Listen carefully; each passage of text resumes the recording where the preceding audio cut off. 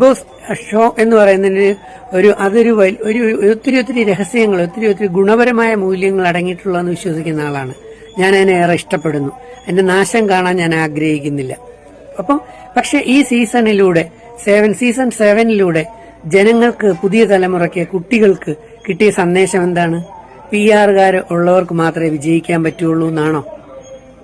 കൂടുതൽ PR കൊണ്ടുവന്നിട്ട് ആക്രമണം നടത്തി ഒരുപാട് തെറികൾ വിളിപ്പിച്ച് തമ്മിലടിപ്പിക്കുന്ന പ്രവർത്തനങ്ങൾ പ്രോത്സാഹിപ്പിക്കണം എന്നാണോ?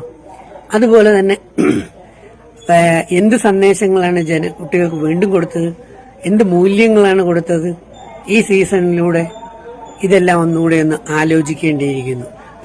പണം ഉണ്ടാക്കൽ മാത്രമല്ലല്ലോ ഏറ്റവും പ്രധാനം. ആ പണം ഏത് വഴിയിലുണ്ടാക്കുന്നു എന്നുള്ളത് എന്നും ചോദ്യം ചെയ്യപ്പെടുന്നതാണെന്ന് വിശ്വസിക്കുന്ന ആളാണ്. ഇപ്പോൾ മനുഷ്യർ ചോദിച്ചില്ലെങ്കിലും ചോദിക്കുന്ന ഒരു ശക്തി ഈ പ്രപഞ്ചത്തിലുണ്ടെന്ന് ഞാൻ വിശ്വസിക്കുന്നു. അപ്പൊ എല്ലാവർക്കും കാര്യങ്ങൾ മനസ്സിലായി കാണുമെന്ന് വിചാരിക്കുന്നു.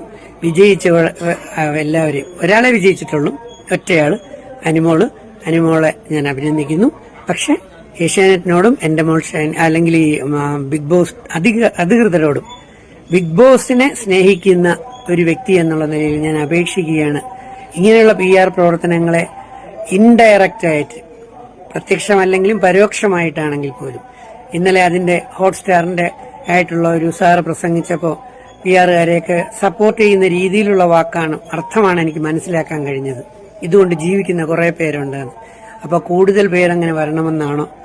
അതോ PR ഇല്ലാതെ ന്യായമായി, നീതിയുക്തമായി ഈ ബിഗ് ബോസിൽ മത്സരാർത്ഥികൾ വന്ന് ഏറ്റവും നന്നായിട്ട് കളിച്ച് ജനങ്ങൾക്ക് ഏറ്റവും ഇഷ്ടപ്പെടുന്ന രീതിയിൽ നല്ല സന്ദേശങ്ങൾ കൈമാറിക്കൊണ്ട് ഒരു മൂല്യമുള്ള ഒരു ഷോയായി മാറണമെന്നാണോ നിങ്ങൾ തീരുമാനിക്കുന്നത്?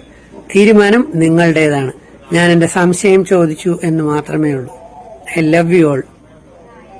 Thank you.